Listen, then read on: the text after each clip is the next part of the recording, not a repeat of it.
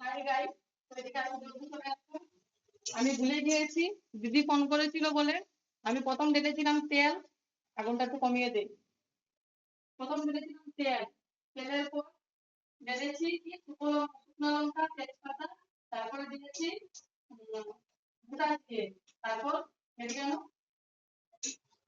তারপরে দিয়েছি গোটা জিরের পরে দিয়ে দিয়েছি পেঁয়াজ কুচি, পেঁয়াজ কুচি দিয়ে তারপরে একটু বাটার দিয়ে আমি ছেড়ে দিয়েছি মশলা, রসুন, আদা, লঙ্কা, জিরা দিয়ে দিয়েছি। এখন আমি দিয়ে দিচ্ছি ধনিয়ার গুঁড়ে, এই যে, আর দিয়ে দিচ্ছি হলদি, আর এই যে দিয়ে দিচ্ছি একটু লঙ্কার গুঁড়ে দিয়ে দিই।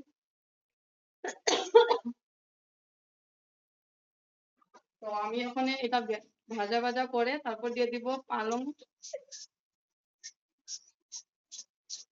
একটু ওয়েট করো, একটু ঝামেলা হয়ে যায়, এত কি তোমাদের মতো এত এক্সপার্ট না, হয়ে যাবে আস্তে আস্তে। তো ওখানে পালং শাক ঢেলে দিচ্ছি, এই যে,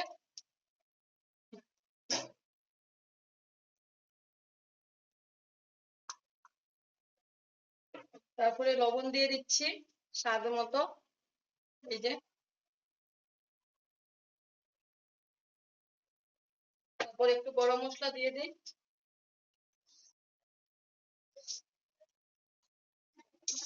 তারপর ভালো করে এটা ভাজা ভাজা করে নেব।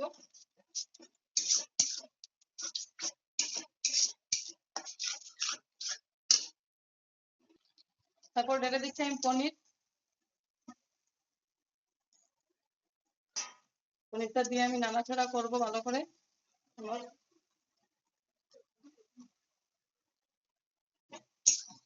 একটু ভালো করে নাড়াচাড়া দেবো।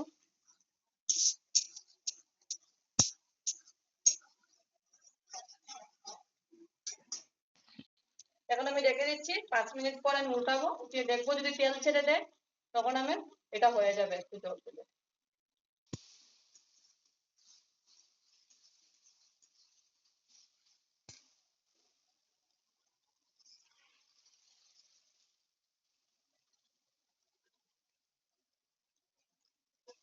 মানুষ জল দেয় না, কিন্তু কেউ জল আমি দিয়েছি, শুকিয়ে গেছে।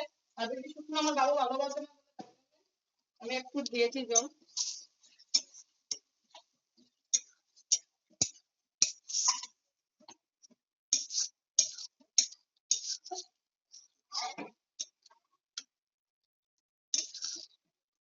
আমি স্বাদ মতো চিনি দিয়ে দিচ্ছি, একটু দিলে ভালো হয় তাই একটু দিচ্ছি।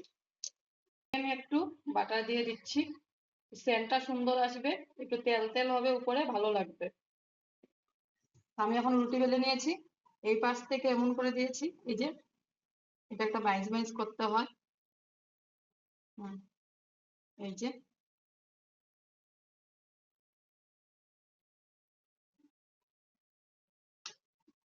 এখন আমি আবার বেলে নেবো এটাকে।